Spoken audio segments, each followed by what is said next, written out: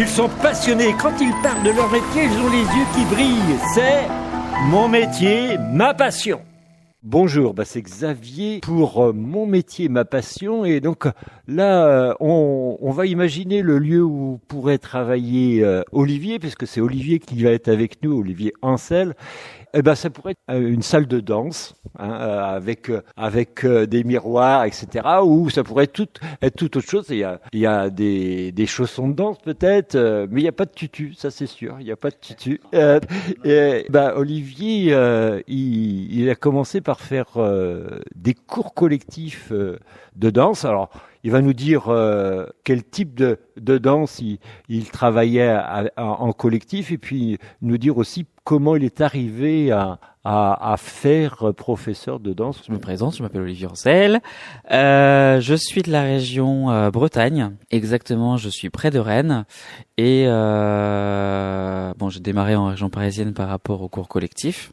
Et j'enseigne essentiellement du rock, de la salsa, du tango, de la valse. Donc vraiment tout ce qu'on peut voir éventuellement à Danse avec les stars. Et voilà, et ça me permet justement après, de fil en aiguille, de voir que justement l'aspect animation et l'aspect cours de danse m'intéressaient.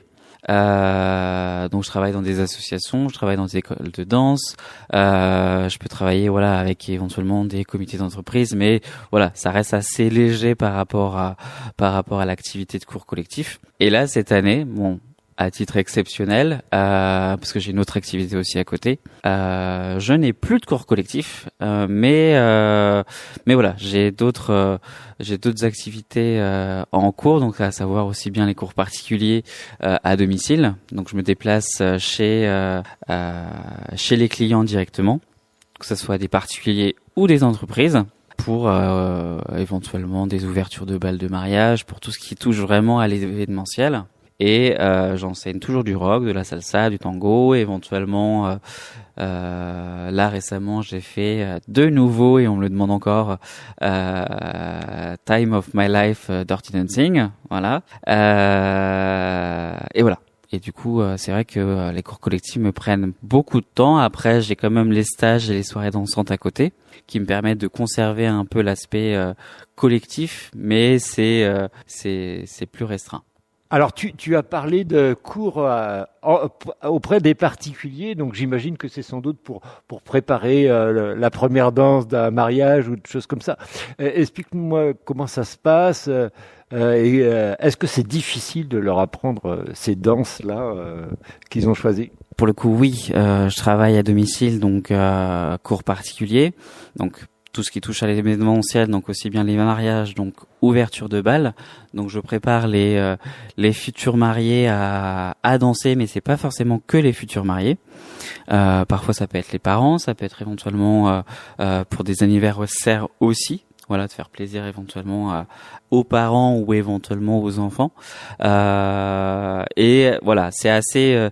Les clients sont assez variés, et c'est vrai que j'ai la chance de pouvoir me déplacer chez eux, donc au moins ça leur enlève le côté de devoir se déplacer et d'arriver, l'angoisse du lieu, l'angoisse de se dire est-ce que le cours va être bien, est-ce que je vais y arriver, est-ce que ça va être difficile à apprendre, est-ce que machin. Et c'est vrai que voilà, le fait de se déplacer à domicile des clients, c'est vrai que pour le coup ça enlève déjà une épine du pied. Je suis dans leur planning, donc il n'y a pas le côté stress de se dire est-ce qu'on va trouver un créneau qui peut éventuellement me convenir. Et parfois je me retrouve avec des clients avec une différence de niveau dans le couple. Parfois ça peut être la femme qui a un peu plus de facilité de façon de bouger, et que le mari qui est un peu plus raide, un peu plus raide, ou soit parce qu'il avait vraiment voulu faire plaisir à sa future femme, et du coup il a accepté les cours particuliers, mais voilà, sans vraiment grande conviction.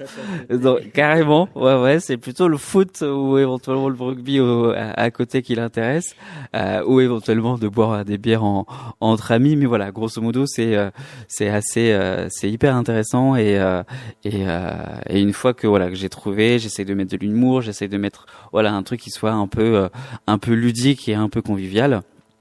Même si après je reste aussi carré dans mes baskets pour justement leur apprendre exactement, leur apprendre quelque chose qui soit beau, qui soit en symbiose l'un et l'autre aussi également, et d'avoir une chorégraphie qui soit voilà, intéressante visuellement et qui peut-être potentiellement se rapprocher de la chorégraphie qu'ils m'ont demandé. Donc là en l'occurrence potentiellement Dirty Dancing ou d'autres danses à côté. J'imagine que tu as plein d'anecdotes drôles ou difficiles à mettre en œuvre. Est-ce que tu peux nous raconter une des anecdotes avec un couple où ça a été plus difficile que d'autres ou pas? Voilà. Alors j'ai plein d'anecdotes forcément, mais en tout cas il y en a une qui m'a vraiment marqué et qui a été hyper plaisant aussi à vivre de mon côté, mais aussi du côté du couple. Donc c'était un couple de Saint-Brieuc qui se mariait. Bon, je sais plus la date. Ça devait être en 2014 ou en 2016. Enfin, dans ces années-là, c'était vraiment les tout débuts de mes cours collectifs, de mes cours particuliers à domicile et sur la région Bretagne, parce que voilà, j'étais de la région parisienne, et c'est vrai que voilà, forcément, on s'attend à ce que le couple y arrive en même temps, que ça évolue en même temps, et que forcément voilà, ils y arrivent, ils s'entraînent, etc. Sauf que là pour le coup le mari n'y arrivait pas du tout. C'était assez compliqué. La femme commençait à avoir un petit peu d'agacement qui commençait à arriver, le mariage arrivait aussi à approcher. Donc il y a des moments de tension qui ont été assez palpables et assez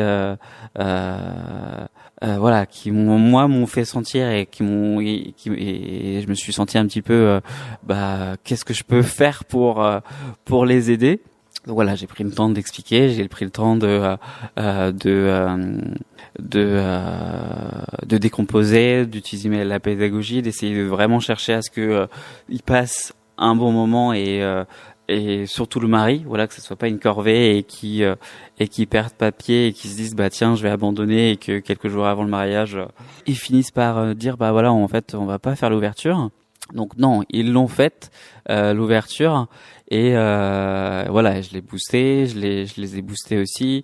Le mariage approchait, donc forcément les tensions étaient encore plus palpables, et le feeling étant bien passé avec le couple, en fait je me suis retrouvé à être invité le jour J.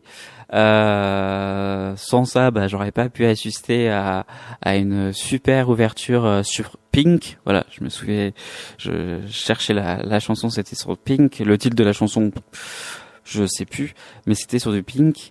Et voilà, le gars, le mari m'a bluffé. Bon, je savais que la danseuse était exceptionnelle parce qu'elle avait déjà fait de la danse à côté, donc forcément c'était beaucoup plus facile pour elle.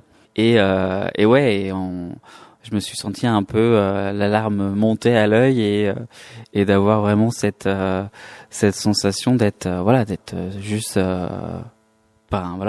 super heureux d'avoir réussi à leur apprendre quelque chose. Le sentiment du travail accompli quelque part, et puis la joie de voir les gens heureux d'avoir performé finalement, surtout pour le mari. Voilà. Eh bien, c'est la fin de cette première émission, et puis la semaine prochaine, on essaiera d'aller un peu plus loin encore dans le travail d'Olivier, puis on verra les à côté d'Olivier, parce qu'il fait pas que de la danse, il fait également 2-3 petites choses très très intéressantes. Donc je vous dis à la semaine prochaine pour écouter Olivier nous parler de danse et d'autres choses.